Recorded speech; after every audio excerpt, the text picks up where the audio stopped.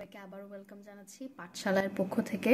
তোমরা সবাই কেমন আছো? হোপ যে সবাই ভালো আছো। তো আজকের ভিডিওতে আমরা যেমনটা বলেছিলাম যে পর্ব 2-এ আমরা গল্পটা নিয়ে আলোচনা করব। এর আগের পর্বটা যারা দেখছো তাদেরকেই বলবো যে পার্ট 2টা দেখতে, কারণ আমরা যদি আগের ভিডিওটা না বুঝি তাহলে পার্ট 2তে আমরা কিছুই বুঝতে পারবো না, যেটা সত্যি কথা। তো এখন আমরা আজকে গল্পটা নিয়ে যেহেতু আলোচনা করব, আমরা এর আগে বলছিলাম যে প্রত্যুষ প্রকার গল্পটা পড়ার ক্ষেত্রে শুধুমাত্র প্রত্যুষ প্রকার গল্পটা না, ইভেন আমরা যদি অন্য কোনো গল্প পড়তে চাই বা কোনো ধরনের কবিতা, গদ্য পদ্য যে কোনো কিছু পড়তে গেলে আমাদেরকে প্রথমে ওইটা সম্পর্কে একটা জ্ঞান রাখতে হবে। তো আশপাশের যে বিষয়গুলো সেগুলো সম্পর্কে জানতে হবে, যেমন শব্দার্থ, তারপরে কবি পরিচিতি, এসব বিষয়গুলো। তো এটা নিয়ে যেহেতু আমরা আলোচনা করে ফেলছি, তাহলে আজকের পর্বে আমরা খুব সহজেই গল্পটা পড়া শুরু করে দিতে পারি। তো চলো আমরা আর কথা না বলে আজকের গল্পটা পড়া স্টার্ট করে দিই। তো দেখো, আমি একটা লাইন পড়বো এবং সেটা একটু বোঝানোর চেষ্টা করব, তোমরা একটু ভালো করে মনোযোগ দিয়ে দেখো। তো আলী ইবনে আব্বাস নামে এক ব্যক্তি মামুন নামক খলিফার প্রিয় পাত্র ছিলেন। তো এখানে আমরা আগের পর্বে দেখছি মামুন কে ছিল। মামুন মূলত ছিল আলী আব্বাস, হচ্ছে যে পাত্র ছিলেন। তো তিনি বলে গিয়েছেন যে আমি একদিন অপরাহ্নে খলিফার নিকটে বসিয়া আছি, এমন সময়ে হস্তপদবদ্ধ এক ব্যক্তি তাহার সম্মুখে নীত হইলেন। তো এই লাইনটাতে বলছে যে তিনি একদিন বলে গিয়েছেন যে আমি একদিন বিকেলে খলিফার নিকটে বসেছিলাম, কাছে বসেছিলাম, এমন সময়ে হাত এবং পা বদ্ধ এক ব্যক্তি তার নিকট বা তার কাছে এসে মাথা নত করল। খলিফা আমার প্রতি এই আজ্ঞা করিলেন, খলিফা মামুনের প্রতি একটা নির্দেশ করিলেন যে তুমি এই ব্যক্তিকে আপন আলয়ে লইয়া গিয়া রুদ্ধ করিয়া রাখিবে এবং করলে আমার নিকট উপস্থিত করবে। তুমি এই ব্যক্তিকে তোমার নিকট বা তোমার যে বাসা, আপন আলোয় তোমার যে বাসা বা বাড়ি, সেখানে গিয়ে তুমি তাকে রুদ্ধ বন্ধ করে, বা এটাকে বলতে পারে যে আটকে রাখবে, বন্দি করে রাখবে, এবং পরের দিন বা কালকে আমার কাছে তাকে উপস্থিত করবে। তদীয় ভাব দর্শনে স্পষ্ট প্রতীত হইল তিনি ওই ব্যক্তির উপর অত্যন্ত ক্রুদ্ধ হয়েছেন। তার যে ভাব দর্শন বা তাকে দেখে, অর্থাৎ খলিফাকে দেখে বোঝা যাচ্ছিল যে তিনি যে ব্যক্তিকে রুদ্ধ করা হয়েছে বা যে ব্যক্তি আটককৃত তার উপর খুবই রাগান্বিত, ক্ষুব্ধ হয়ে আছেন। আমি তাহাকে আপন আলয়ে আনিয়া অতি সাবধানে রুদ্ধ করিয়া রাখিলাম। তখন কি করছে, খলিফার আদেশ মোতাবেক লোকটা কি করলো যে তাহাকে আটককৃত ব্যক্তিকে নিজের বাসা এনে কি করলো, সাবধানে বন্ধ বা বন্দি করে রাখলো। কারণ যদি তিনি পলাইয়া যান আমাকে খলিফার কোপে পতিত হইতে হবে। কারণ যদি লোকটা পালায় যায় তাহলে কিন্তু যার কাছে এই আবদারটা এই আজ্ঞাটা করা হয়েছে তার কিন্তু গরদান যাবে, কি খলিফা তাকে তার গরদানটা নিয়ে নেবে এমন।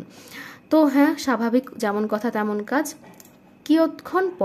কিছুক্ষণ পরে আমি তাকে জিজ্ঞাসা করলাম আপনার নিবাস কোথায়, আপনার বাসা কোথায়, বা আপনি কোথা থেকে এসেছেন। তিনি বললেন আর কি যে ডেমাস্কাস আমার জন্মস্থান কোথায়, ডেমাস্কাস।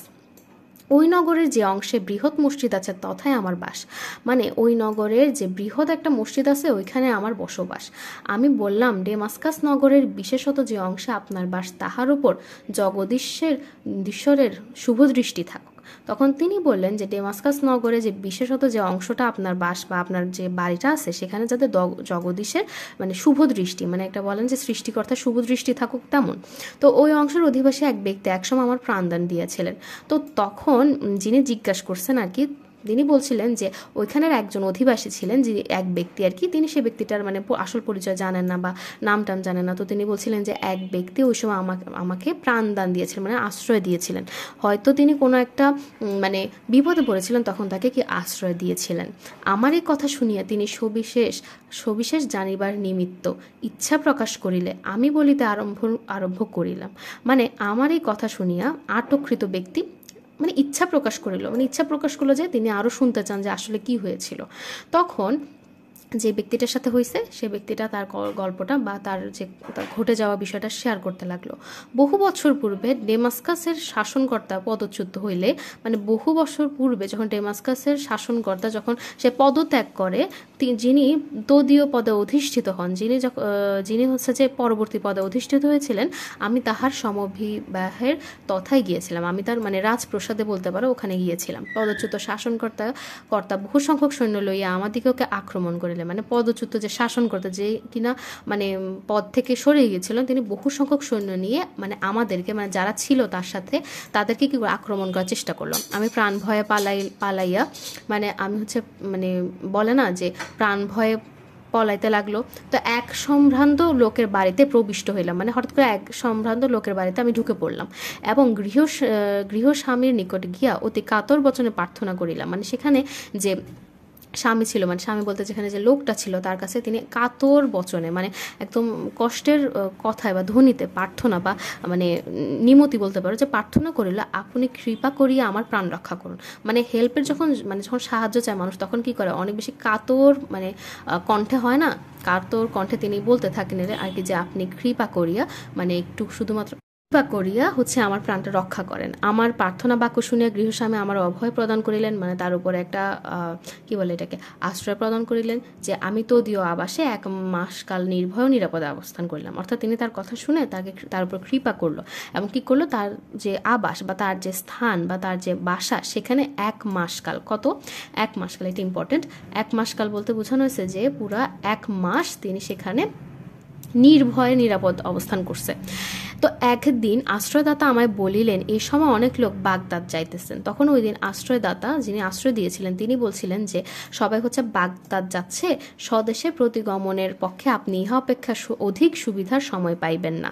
অর্থাৎ এই যে সুযোগটা, সুবর্ণ সুযোগটা আপনি যদি হাতছাড়া করেন তাহলে কিন্তু আর পাবেন না এই সময়টা, আপনি স্বদেশ মানে ছেড়ে অন্য আপনার জায়গায় যাওয়ার আর কি। আমি সম্মত হইলাম, মানে হচ্ছে কি তিনি কি রাজি হয়ে গেল। আমার সঙ্গে কিছুমাত্র অর্থ ছিল না, মানে তার সাথে কোনো ধরনের টাকা পয়সা কিছুই ছিল না। লজ্জাবশত আমি তাহার নিকট সে কথা ব্যক্ত করিতে পারলাম না, অর্থাৎ লজ্জাবশত আমি তার নিকটে এই কথাটা বলতে পারিনি। তিনি আমার আকার প্রকার দর্শনে তাহা বুঝিতে পারিলেন। তিনি মানে যে আশ্রয়দাতা, যে লোকটাকে আশ্রয় দিয়েছিল, তার আকার প্রকার দর্শন বা তাকে দেখে বোঝা যাচ্ছিল যে তার কাছে কোনো টাকা পয়সা ছিল না, তাহা বুঝিতে পারিলেন। কিন্তু তৎকালে কিছু না বলে, কিন্তু সে সময় তিনি কিছু বললেন না, মৌনাবলম্বন করিয়া রইলেন। মানে হচ্ছে তিনি কি চেয়ে থাকলেন। তিনি আমার জন্য যে সমস্ত উদ্যোগ করিয়া রাখিয়াছিলেন প্রস্থান দিবসে তাহা দেখি আমি বিষয়াপন্ন হইলাম। অর্থাৎ তিনি ওই সময় তো কিছু বলেন নাই, কিন্তু যখন তিনি সেই জায়গাতে থেকে চলে যাবেন সেই সময়ে হচ্ছে যে তার দেওয়া জিনিসগুলো দেখে মানে সে অবাক হয়ে গেল।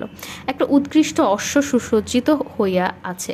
কি কি দিছে দেখো, উৎকৃষ্ট অশ্ব সুসজ্জিত হয়ে আছে, একটা অশ্বের পিঠে খাদ্য সামগ্রী উপস্থাপিত, পরিচর্যা করিবার জন্য নিমিত্ত মানে হচ্ছে একটা চাকর, একটা ভৃত্য প্রস্থানার্থে প্রস্তুত হইয়া রইয়াছে। প্রস্থান সময় উপস্থিত হইলে সেই দয়াময় সদাশয় আশ্রয়দাতা আমার হস্তে একটা স্বর্ণ মুদ্রার থলি দিলেন এবং আমাকে যাত্রীদের নিকট লইয়া গেলেন। তন্মধ্যে যাহাদের সহিত তাহার আত্মীয়তা ছিল তাহাদের সঙ্গে আলাপ করিয়া দিলেন, মানে আলাপ করেছে যাতে করে তার কি খেয়াল রাখে বা তাকে সুন্দর করে পৌঁছে দিতে পারে সেটা। আমি আপনকার বসতি স্থানে ওই সমস্ত উপকার প্রাপ্ত হইলাম। তো সেখানে সে এরকম উপকার প্রাপ্ত হয়েছে, এই জন্য পৃথিবীতে যত স্থান আছে ওই স্থানে আমার সর্বাপেক্ষা প্রিয়। এই জন্য এই কারণটার কারণে মানে এই বিষয়টা ঘটার কারণে যে জায়গাটা ছিল সে জায়গাটা তার কাছে অনেক বেশি প্রিয়। এই নির্দেশ করিয়া দুঃখ প্রকাশপূর্বক আমি বলিলাম আক্ষেপের বিষয় এই, আমি এই পর্যন্ত সেই দয়াময় আশ্রয়দাতার কখনো কোনো উদ্দেশ্য পাইলাম না। মানে যে এত ভালো মানে সাহায্য করছে, তার কোনো কি তাকে যে থ্যাংক ইউ বা বলে ধন্যবাদ জানাবে সেটার জন্য তার কোনো খবরই পাওয়া যায় না পরবর্তীতে। যদি তাহার নিকট কোনো অংশে কৃতজ্ঞতা প্রদর্শনের অবসর পেতাম না, যদি কোনোভাবে তাহার নিকট আমি মানে ধন্যবাদ বলার কোনো একটা সুযোগ পাইতাম, তাহা হইলে মৃত্যুকালে আমার কোনো ক্ষোভ থাকবে না। তো সেটা হইলে আমার মৃত্যুকালে বা আমার মরণের সময় কোনো ধরনের কি ক্ষোভ থাকবে না, কোনো ধরনের আশা থাকবে না যে আমি তার কাছে ধন্যবাদ জানাতে পারিনি। এই কথা শুনিবা মাত্র তিনি অতিশয় আহ্লাদিত হইয়া বলিলেন আপনার মনস্কাম পূর্ণ হইয়াছে। তখন যে ব্যক্তি জানার ইচ্ছা প্রকাশ করতেছিল, অর্থাৎ যাকে রুদ্ধ করিয়া রাখা হয়েছিল, তো সে হচ্ছে কি করছে বলতেছিল যে আপনার যে মনের ইচ্ছা সেটা পূরণ হয়ে গেছে। আপনি যে ব্যক্তির উল্লেখ করলেন, আপনি যে ব্যক্তির কথা উল্লেখ করতেছিলেন সেটা হচ্ছে আমি, সে এই মানে হচ্ছে সে কি এই হতভাগ্যই আপনাকে 1 মাসকাল আপনার আলোয়ে রাখিয়াছিল। আমরা বুঝতে পারছি অনেক অনেক বেশি ইন্টারেস্টিং একটা গল্প। তাহারই কথা শুনিয়ে আমি চমকিয়া উঠিলাম, তাহারই কথা শুনে আমি অনেক বেশি মানে অবাক হয়ে গেলাম যে সবিশেষ অভিনিবেশ সহকারে কিয়ৎক্ষণ নিরীক্ষণ করিয়া তাকে চিনিতে পারলাম। কতক্ষণ ভালো করে দেখার পরে আমি তাকে চিনতে পারলাম। আহ্লাদে পুলকিত হইয়া অশ্রুপূর্ণ নয়নে আলিঙ্গন করিলাম। তিনি হচ্ছে কি করলো, তিনি হচ্ছে অশ্রুপূর্ণ বা কান্না মানে কান্নায় জর্জরিত যে চোখে তাকে কি করলো, জড়িয়ে ধরলো, ঠিক আছে। তাহার হস্তপদ হইতে লৌহ শৃঙ্খল খুলিয়া দিলাম, মানে যে মানে লোহা জাতীয় অংশ দিয়ে তার হাত হয়েছিল সেটাকে সে কি করছে, খুলে ফেলছে। খুলে দেয় কি দুর্ঘটনাক্রমে তিনি খলিফার কোপে পতিত হইয়াছেন তাহা জানিবার নিমিত্তে নিতান্ত ব্যাগ। তো তখন তিনি বলিলেন, কতিপয় নিজ প্রকৃতির লোক ঈর্ষাবশত শত্রুতা করিয়া খলিফা নিকট আমার উপর উৎকৃত। মানে এখানে যেটা বলা হইতেছে পুরোটাতে আমরা একটু বলে ফেলি যে এটা হলো এইখানটাতে মানে তার যে লোহা সেটা তো খুলে দেওয়া হয়েছে, পরবর্তীতে মানে যে কিনা আটকে রাখছিল, অর্থাৎ সে তো জানতো না যে এই লোকটাই তিনি যে কিনা তাকে আশ্রয় দিয়েছিল। তো খুবই কষ্ট পাইছে আর কি, যে এভাবে তাকে বেঁধে রাখা হয়েছে। আর এখানে তিনি অনেক দিন যাবত মানে অনেক বছর যাবত তাকে খুঁজতেছে ধন্যবাদ জানানোর জন্য, কিন্তু সেটাই সে লোকটাই তার সামনে কি বসে আছে। তো পরবর্তীতে কি হয়েছে, কেন তাকে ধরে রাখা হয়েছে সেটার কারণ তিনি এখানে ব্যাখ্যা করছেন যে কিছু দুষ্ট লোক ছিল, তারা হচ্ছে তাকে তার উপরে একটা খারাপ দোষ চাপাই দিছিল, যার জন্য হচ্ছে তিনি এভাবে কি একা মানে এভাবে করে তাকে বন্দি করে রাখা হয়েছে। তজন তদীয় আদেশ ক্রমে হঠাৎ অবরুদ্ধ ও এখানে আনিত হয়েছে, এই জন্য তিনি এখানে আসছে আর কি। আসিবার সময় স্ত্রী পুত্র কন্যাদেরকে সহিত দেখা করিতে দেয় না, মানে আসবার সময় যে স্ত্রী কন্যা যারা আছে সন্ততি তাদের সাথে দেখা করতে দেয় না। বোধ করি আমার প্রাণদণ্ড হইবে, এই জন্য আমার প্রাণদণ্ড হইবে, মনে করছিল যে তার প্রাণদণ্ড হইবে। অতএব আপনার নিকট বিনীত প্রার্থনা, মানে আপনার নিকট একটা রিকোয়েস্ট বা আপনার নিকট একটা মানে আমার প্রার্থনা, এই আপনি অনুগ্রহ করিয়া আমার পরিবারবর্গের নিকট এই সংবাদ পাঠাইয়া দিবেন, তাহা হইলে আমি যথেষ্ট উপকৃত হইব। তো এই কথাটা দ্বারা তিনি বলছেন যে আমার উপর যদি আপনার একটু দয়া হয় তাহলে আপনি আমার পরিবারকে যে বলে দিবেন, তাহলে আমি কি করবো, যথেষ্ট উপকৃত হব, যথেষ্ট আমি ভালো কি অনুভব করব। তো দেখো এই গল্পটা না অনেক বড়, তোমাদেরকে আমি একটু দেখাই। তোমরা যেমনটা জানো, এই যে দেখো আমরা আজকে প্রথম থেকে এতটুকু পর্যন্ত প্রতিটা লাইনের কিন্তু অর্থ বুঝছি, যার জন্য ভিডিওটা প্রায় 11 মিনিট বা বলতে পারো 12 মিনিটের হয়ে গেছে। আমরা পরবর্তী পাঠে ভালো করে বোঝার জন্য এটা 3টা পার্ট করছি, এবং এই জন্য পরবর্তী পাঠের জন্য তোমরা অপেক্ষা করবো অবশ্যই। এতটুকু পর্যন্ত আমরা আজকে পড়লাম, পরবর্তীতে আমরা এখান থেকে শেষ পর্যন্ত পড়ে ফেলবো, প্রতিটা অর্থের লাইন বুঝে ফেলবো, তাহলে কিন্তু এই অধ্যায়টা আমাদের জন্য কমপ্লিট হয়ে যাবে। তো যেটাই হোক, তোমরা আশা করি আজকের পর্বটা বুঝতে পারছো। যদি কোনো ধরনের কোয়েশ্চেন থাকে কিংবা মানে তোমরা বুঝতে পারো, তাহলে অবশ্যই আমাদেরকে কমেন্টে জানাবা।